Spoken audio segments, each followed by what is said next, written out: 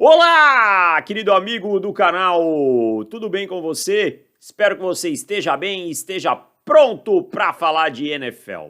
Antes de mais, lá no Instagram, se você não me segue ainda é @davischiodini por lá, tá? E eu ia fazer 7 perguntas, mas teve bastante pergunta, vou responder 10, né? E ainda uma pergunta bônus no final. Vamos lá, vamos começar aqui.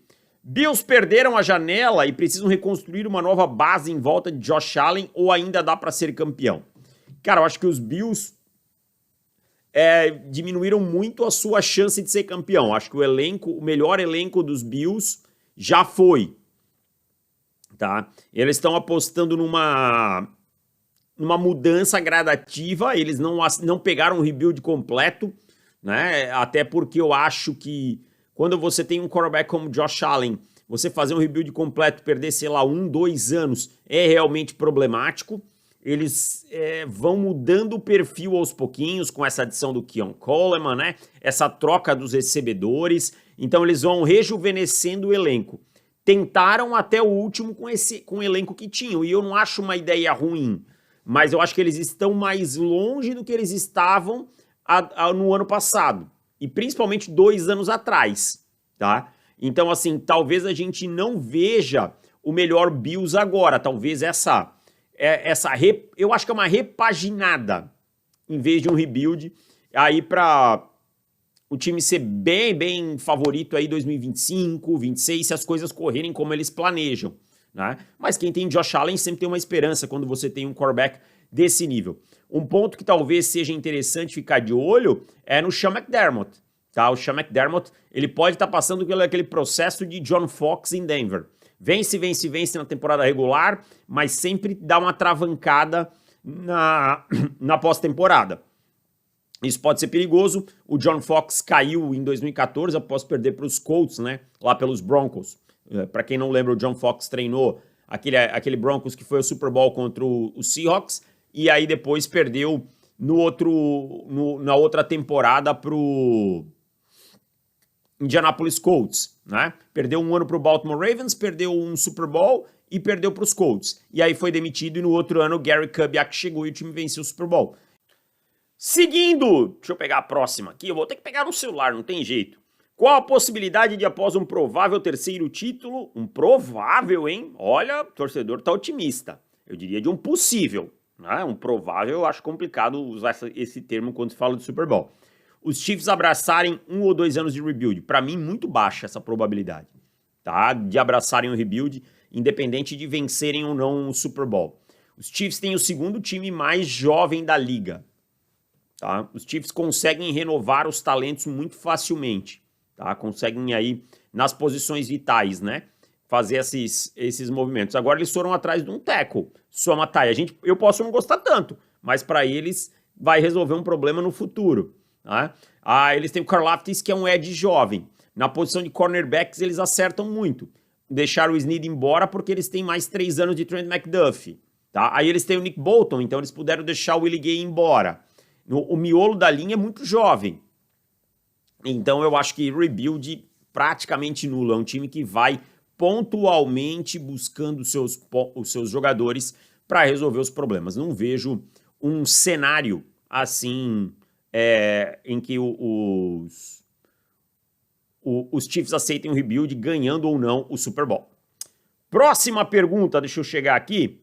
Se você fosse convidado pela NFL para acompanhar um dia do trabalho do coach staff de qualquer franquia, qual franquia você escolheria e por quê? Eu escolheria o Los Angeles Rams, porque em termos de filosofia de futebol americano, o que mais me agrada é o que Sean McVay faz. Não por acaso é o meu treinador predileto na liga. Tá? Isso quer dizer que ele é o melhor treinador da liga? Não, não necessariamente. Eu não tenho como dizer que o Sean McVay é melhor que o Andy Reid. Tá? Não tenho como dizer isso. Mas assim, o que os Rams fazem, o enfoque do jogo dos Rams, o enfoque do trabalho dos Rams é o que mais me agrada. No que eu acredito como filosofia de futebol americano. E aqui não tem certo ou errado, aqui é o que você acredita ou não, o que o outro acredita. Eu acredito muito nessa filosofia do simples e efetivo por conta de boa execução, que é o foco dos Rams. Os Rams trabalham muito nisso, né? E trabalho duro e esse tipo de coisa. né? Claro que se eu pudesse ir em qualquer uma das 32 franquias, mesmo que vive o pior momento. Tipo, acho que o pior hoje é o Carolina Panthers. Pô, eu iria e aprenderia muito, muito mesmo, tá? Mas se eu pudesse escolher, seria, sem sombra de dúvida, o Los Angeles Rams a minha escolha. Vamos passar para a próxima. Nessa linha de odeio haters, teme que Tom Brady se pode e não critique atletas de desempenho? Não temo nada disso. Tom Brady, para quem não sabe, deu uma declaração dizendo que odeia haters, né, no sentido de criticarem quando perde, só quando perde e tal, sem dar os créditos a quem ganhou, tá? Então, assim, eu acho que ele quis dizer que é o seguinte: sempre alguém perde, mas também alguém ganha. Então, assim, não é os Patriots perderam, é os Giants ganharam, né, no Super Bowls que ele perdeu. E por aí vai. E eu acho muito certo, até por um ponto, que a gente tem muito a ver da ótica de quem perdeu. Pera lá, mas o mérito de quem ganhou, onde é que entra, né? Então eu acho que é muito válida essa visão do Tom Brady, mas eu acho que ele vai criticar o que ele achar que tem que criticar, tá? Eu não acho que ele vai ser um cara... Ele nunca foi um cara que se eximiu de opinião, tá? Ele pode não ser agressivo na opinião, mas ele nunca se eximiu de opinião. Não acho que isso vai acontecer, não.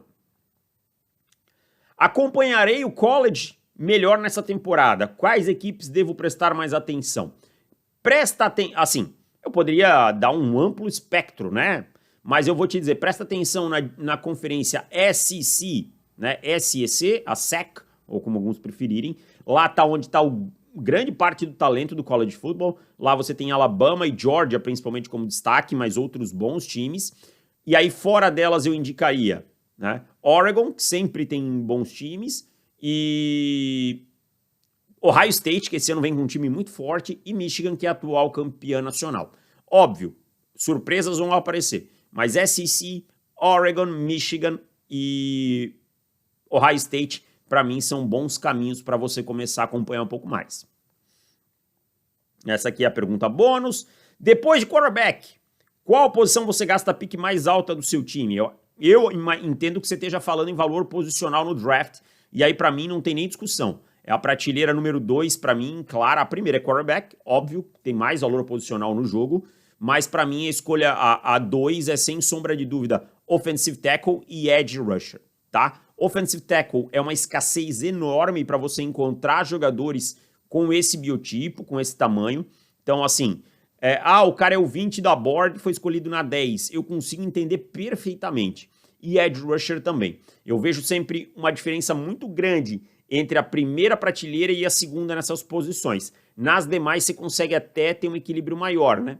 Então, offensive tackle e edge, para mim, são as principais posições premium depois de quarterback.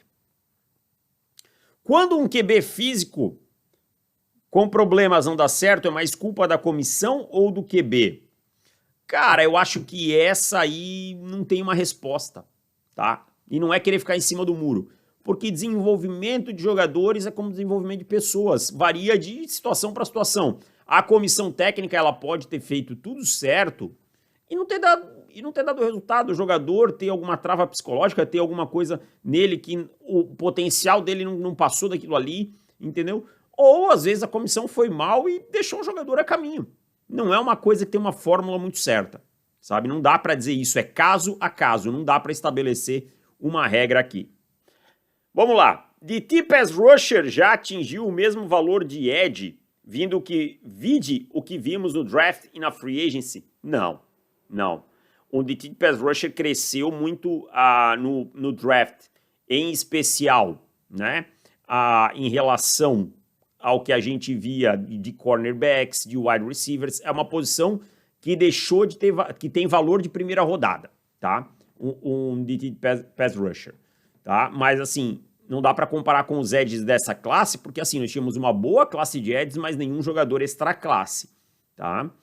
Agora, quando a gente vai olhar no mercado, a gente tem um DT ganhando 31 milhões, né? Um IDL ganhando 31 milhões, que é o Chris Jones, que é o melhor da posição há alguns anos, fora Aaron Donald, tá? E aí a gente viu alguns jovens renovando. Christian Wilkins renovou a 27,5 e foi acima do esperado. Mas aí a gente viu o Madubuike a 24, Derrick Brown a 24, todos esses caras renovaram agora.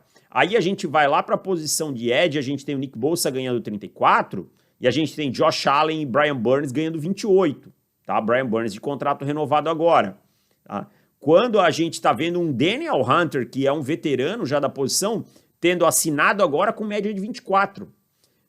O Micah Parsons com certeza não vai assinar por menos de 34, que é o do Nick Bosa. O Myles Garrett ganha 25, mas o contrato dele foi assinado há bastante tempo, tá? Então, quando ele assinar de volta, você pode esperar um estouro da boiada também. Então, não, ainda não chegaram nesse patamar e, sendo bem honesto, acho que vai demorar um pouquinho para chegar, tá? Até fui confirmar as informações, mas para mim não chegaram, não. Deixa eu ver quantas mais a gente tem. Mais 2 aqui. É isso? Então tá. Vamos lá. Qual o segredo da NFL ser um esporte tão diferente que faz a gente ser tão apaixonado? Futebol americano, né? A NFL é a liga. Cara, eu acho que, primeiro, o equilíbrio é uma liga que, apesar de a gente estar vendo aí os Chiefs terem ganho 2 campeonatos seguidos, 3 nos últimos anos, e os Patriots terem tido aí as suas 2 dinastias, né? Uma com um intervalo ali de 10 anos, a gente vê muito equilíbrio, a gente vê muita renovação de times indo aos playoffs, a gente viu os Rams ganhando o Super Bowl há 3 anos atrás, contra os Bengals, né, que tinham selecionado o quarterback no ano anterior. Então, assim, a gente vê muito isso, esse equilíbrio, esse confronto, a mudança de times nos playoffs, né, e como a liga usa todos os mecanismos e como o fã de esporte está entendendo que esses mecanismos são importantes, como o draft, o salary cap, a construção de elenco. Não adianta você ter os melhores numa posição, né, e ser frágil em outra, como o conjunto da obra importa na NFL. Então, acho que isso que torna tão apaixonante. Futebol americano é uma coisa, ou você ama ou você não conhece. Essa é a verdade. E por fim, o que mais gosta de fazer profissionalmente? Escrever podcasts, vídeo ou comentar? Essa é uma pergunta. Depois tem uma pergunta bônus aqui ainda, tá? Cara, eu vou te dizer que hoje tudo se complementa para mim. Eu não consigo dizer que eu tenho algo que eu gosto mais de fazer. Eu gosto muito de escrever e eu acho que eu nunca vou parar de escrever, tá? Nunca vou parar de escrever. É uma coisa que sempre me ajudou. E eu escrevo muito coisas assim que nunca vão pro ar em lugar nenhum e tal, e que eu deixo na minha cachola de ideias, nos meus arquivos. Então, eu acho que é muito importante, que eu gosto muito, para mim, para o meu processo de aprendizado, escrever é muito importante. Eu escrevo muita coisa à mão também, anoto muita coisa. Eu gosto muito do podcast porque eu acho que é uma troca, sabe? Uma troca de ideias, e isso sempre é válido, né? E vídeos, eu aprendi a gostar, eu tinha muito medo disso aqui. De verdade, eu tinha medo no sentido de fracassar, de não conseguir nunca fazer bem, e eu sempre dizia, pessoal, eu tô começando aqui no vídeo, eu ainda tenho limitações, como eu sei que tem que evoluir e tudo mais, mas hoje eu já consigo pelo menos trazer, me sentir mais confortável falando aqui. E comentar, cara, talvez seja a experiência mais emocionante, assim, de todos os meus trabalhos. É uma coisa muito legal, porque você tá ali em tempo real, você tá podendo enxergar o jogo. E eu acho muito legal, assim, que você consegue desenvolver o seu estilo de comentar, sabe? A transmissão, ela é tão ampla, o comentário ele é tão amplo que cada um consegue desenvolver o seu estilo. Tem alguém que vai por uma linha assim, outro vai por outra linha assado, e eu acho que em 2 anos eu consegui desenvolver o meu estilo de comentar, e sempre foi a minha pretensão, nunca copiar ninguém ali, nunca tentar ser ninguém, sabe? Ser o Davis que fala o que ele acha que é relevante que está acontecendo ali, e eu acho que eu venho conseguindo fazer um bom trabalho nesse ponto, sabe? Claro que a gente sempre tem coisas a evoluir, sempre, eu me cobro muito, mas é uma experiência muito legal, assim, né? Então, eu gosto de todos, assim, eu acho que hoje todos se complementam para mim, muito importante. Eu sentiria muita falta de um, sabe, se me tirassem um deles. Mas é a vida, a gente não sabe o que vai acontecer no futuro. Em algum momento eu posso parar de escrever, em algum momento eu posso parar de fazer vídeo, em algum momento eu posso parar de comentar, né? É o que eu sempre digo. Não, gente, não tem nenhuma especulação, não vou parar com nada, tá? É só uma elucubração, eu sou o cara que faz muito isso. Agora a pergunta bônus aqui que um grande amigo meu, tá? Meu amigo Vitor mandou. Cara, o Vitor trabalha conosco na ESPN, é produtor, e eu sempre digo assim, se as pessoas acham, as pessoas que estão no ar legais, é porque vocês não conhecem o pessoal da produção. O pessoal da produção é... E assim, eu não tô falando porque não ia mudar nada eu puxar o saco ou não, tipo, altera nada, tá? Mas assim, pensa num pessoal gente fina, é o pessoal da produção de esportes americanos, o Vitor, o Sarrão, o Diego, o Eric, o Felipe, o Lucas, o Andrei, cara, pessoal, assim, pensa num ambiente que você chega e é bem recebido, é esse, tá? Mas quem foi melhor? Vladimir ou Hugo? Tá? Vladimir ou Hugo? Lateral Hugo. Se um dia eu te critiquei, me desculpe, tá? Eu não entendi que você era essa simbiose, quase um mutante. Roberto Carlos com Marcelo, essa coisa louca, né? Fábio Santos, quem é? Vladimir, quem é? Não sei mais. A minha vida agora, com a saída de Cássio, é adorar lateral Hugo. Fiquem em paz com essa ironia final. Um grande abraço para vocês, até mais e tchau.